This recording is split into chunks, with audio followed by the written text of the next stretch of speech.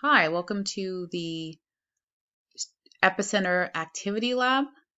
So at this point, you should have already completed the pre-lab section where you saw how to determine the distance of a city from the epicenter of an earthquake using this S&P plot and the wedge method.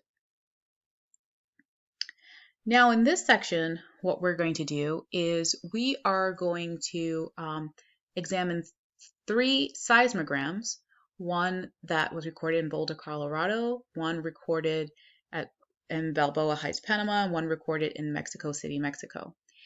And each of these 3 seismograms were recorded for the same earthquake. But remember, these are 3 different cities in 3 different countries, so the distance that they'll be from the epicenter will be different. And we're going to use what you saw in the pre-lab to determine the distance of each city from the epicenter.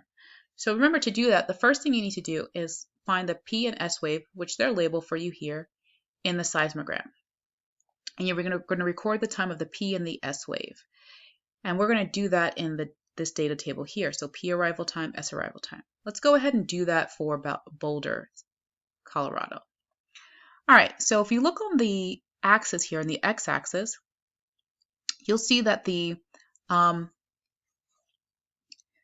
P wave, it starts sometime, so this is 15 minutes, will be 16, this will be 17, and then this is 18. So it starts somewhere between 17 and 18 minutes. Now to make things easier, I'm just going to, if it's on the line or really close to the line, I'm going to round it to a whole number, and if it's not, I'm going to just round it to a half, just to make our numbers easier. So since it's between 17 and 18 minutes, I would say that's 17.5 minutes, okay? Even though it's not quite 17.5, but that's a good enough estimation. So here we go, 17.5 minutes. And that's my P arrival time. Okay, we're going to do the same thing for the S. So for the S wave, we go over here. This is 20 minutes. And the S wave looks like it's really close to 21 minutes, okay? Because if it's 20, that means that this one's 21. So I'm going to round that to 21 minutes.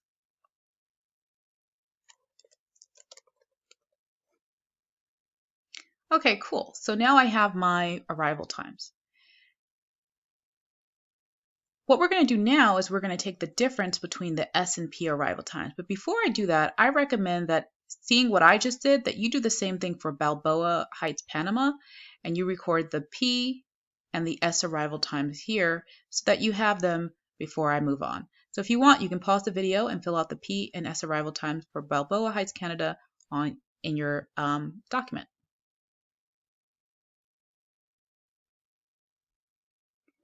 Okay, so if you have the P and S arrival times for Balboa Heights, let's go on and now calculate the difference between the S and P arrival times. And I'm going to do it for Boulder.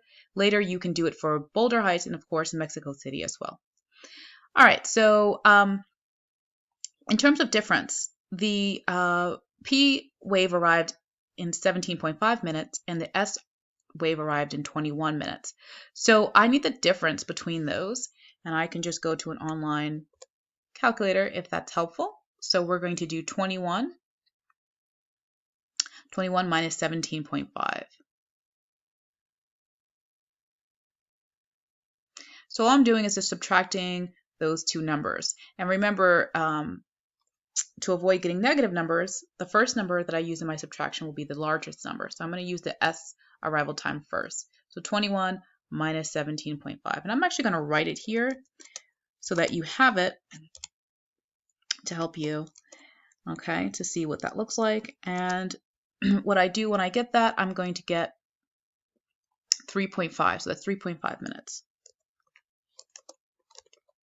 All right. So now I have my difference in time. So once again, you might want to do that for Balboa Heights and Mexico City, just so that you have it fresh in your mind. So if you need to, you can go ahead and pause the video and calculate the differences for the P and S arrival times for those cities. And then when we come back, I'll show you how to find the distance. All right, the next step is to get the distance to the epicenter. So for the distance to the epicenter, what you're going to do is you're going to use the last slide in your triangulation map. You'll notice in the triangulation map that you have this S&P plot like you saw in the pre-lab. And I also have an index card that's sort of marked for you. It's already marked for you, so you don't have to do that step. And it's marked for you with the travel time differences. So in the first city, Boulder, the travel time difference was 3.5 minutes. So going back to my index card here, this is 3. The 3.5 will be between 3 and 4. Here we go. So what I need to do is I need to wedge this index card where the bottom of the index card is on the P line, and then the top of the index card is on the S line. Let me just make sure I got that right when I say S and P. So here's the P line on the bottom, and here's the S line. I want to wedge the index card between those two. All right, and so here we go. I'm going to try and wedge it. So that's too high because I need the 3.5 to touch the S line. So I'm just going to move it. And what I'm using is I'm using my arrows to move it. It makes it a little easier.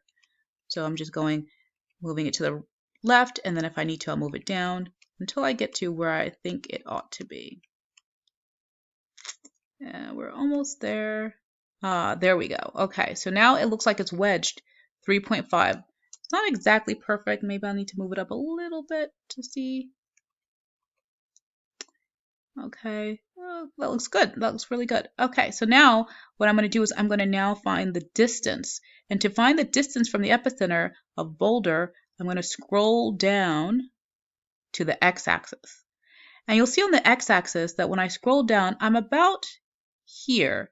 The first line after 2. Now these lines, there are 5 lines between 2 and 3. So that means that these are all going by 0.2. So this would be 2.2. Okay. But the thing to remember is that this is 2.2 thousand or 2,200. So let me write that for you in a moment. But the epicenter distance is not 2 or 2.2. It's you have to add some zeros after that because it's in the thousands. So going back to our plot here, it's going to be 2. So 2.2 actually means 2,200 kilometers. So that's what you want to be recording. Okay. You basically have to multiply that number by 1,000. So if it's helpful for you, if you're like, oh, I don't really understand that, you can take the number that you get on the x-axis, so the 2.2, I can take that and just multiply it by 1,000. And that's how I got this number. Okay. All right, so 2,200 kilometers. Okay, so now you're going to do the same thing with the other two cities. You have your difference. Once you calculate the difference between the S and P, you're going to take your index card and sort of move or wedge it so that the bottom of the index card is on the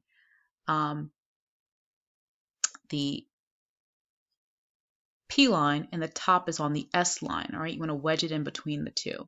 And then once it's wedged there in the right position, then you're going to scroll down and read the bottom where it is on the x-axis.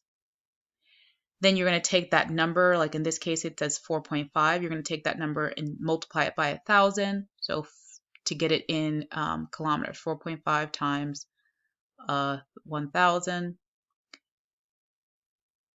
And then you would record this number, the 4,000 kilometers, make sure you have your units, into the table here, okay?